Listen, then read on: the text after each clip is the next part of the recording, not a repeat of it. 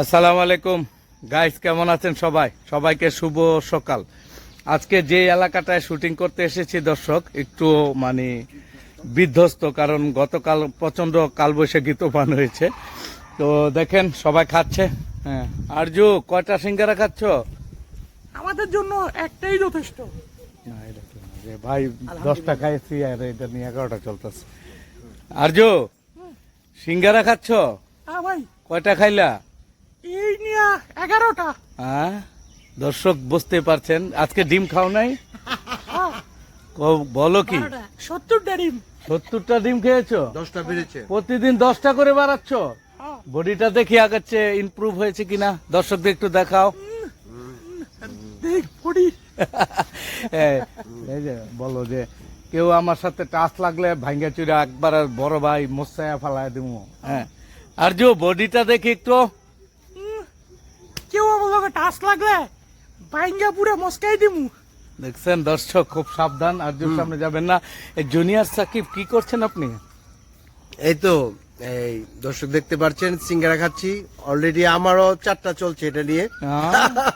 আরজুর সাথে পাল্লা চলছে আর কি। পাল্লা চলছে। এই তো জুনিয়র সাকিব, অভিনয়ে কেমন যাচ্ছে আপনার দিনকাল? আলহামদুলিল্লাহ ভালো যাচ্ছে, তবে যদি সিআইডি অবশ্যই আশা করি আজকে দর্শক হবে না, হলে আবার আমার জি স্যার। এখানে এই যে আমাদের সবার প্রিয় বড় ভাই ইকবাল ভাই আছেন। ইকবাল ভাই, কয়টা চলছে সিঙ্গারা? আমার পেট ছোট তো ভাই, বয়স হয়ে গেছে তো ভাই, আমি তারপর 6-7টা আর কি মনে ঠিক নাই, যেটা পাইছি ওটা ঢুকাইছি ভাই। ইকবাল ভাই, একটা ডায়লগ কোন নাটকের আমাদের। না ভাই, এখন মনে হয় খাওয়ার সময় তো ডায়লগ দিয়ে কি করে ভাই। ভাই ওইটা দিতে পারেন যেটা আমাদেরকে আপনারা মারধর করেছিলেন, জুনিয়র বাগের ভাই। বাগের ভাইয়ের সামনে কি আপনি গান গেয়ে গেল? না না, ঠিক আছে, দেখছো বাঘের ভাইয়ের সামনে কেমনে চাপাইতে চাপাইতে সিঙ্গারা খাওয়া গেল। হাত ধোবো।